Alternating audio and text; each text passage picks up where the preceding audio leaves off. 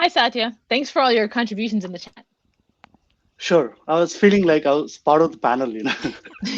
Uh, so my question is, in general, what motivates you to engage in public philosophy? With the context, like, do you see any economic gains out of it, or are these uh, usually public ideas are like usually associated with religion and political purposes? So there's some sort of uh, a doubt or a cynicism associated with it. Like, why is someone doing it? And yeah, I mean, just wanted to hear your views on it. Yeah. So thank you so much for that question, and thanks for the honesty of it. Yeah. I I don't truthfully make a ton of money in public philosophy. It does help, but it helps me live a sort of middle class life that I otherwise might find more difficult. But I wouldn't do it for the money. It's more work than the money brings in. I do it for a very specific reason, and it's a bit of a test of my integrity as to whether I keep doing it if the reason should ever shift.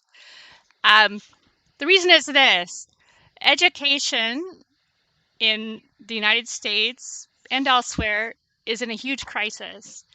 It's losing its seriousness, it's losing its substance. There are fewer and fewer young people who get the type of education that I received myself, that I'm extremely grateful for, that made me the person who I am in ways that are good. So for me, being a public philosopher is a way to try to um, connect with other people who have similar values, who want the same kind of thing for education. Um, those connections, in turn, can build organizations, institutions, publications, you name it, because those things are kind of the soil out of which the culture might change or shift. It could be very small. You know, you're not in control, someone like me, of um, how much you can affect. But that's why I'm in the public eye, because um, I'm able to communicate clearly about something that a number of people care about that's severely endangered. And I'm just trying to either put together some remnants for the future, plant some seeds for that might grow later. Uh, that's why I'm doing this. If I lose track of that, then I've become corrupted, and maybe that's okay in the end, you know. But uh, anyway, that's why I do these things. So I think my reason's like a little bit different, though it probably intersects with yours, Zena. So like you have a cause, right? And you have a sense of what that cause is and of like what it demands in some sense of the world that you would like to bring about. And I don't think I have that. I think I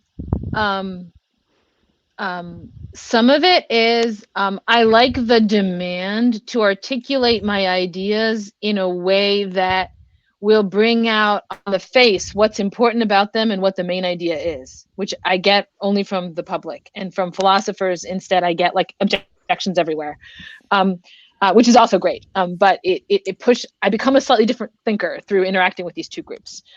So I learn a lot, and I like interacting with people whose values are different from mine, like and who will just like I feel like I live like in a bubble kind of in academia, and I think the world is exciting, and I like sort of encountering different like worldviews.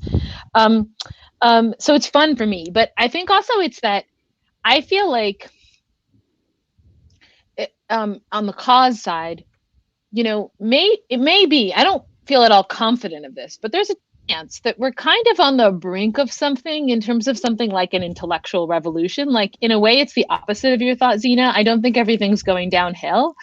I think that we have only recently sort of had available to us all these technologies for communication that like what those are really increasing in a kind of exponential way the sort of combinatorial possibilities of who can interact with whom.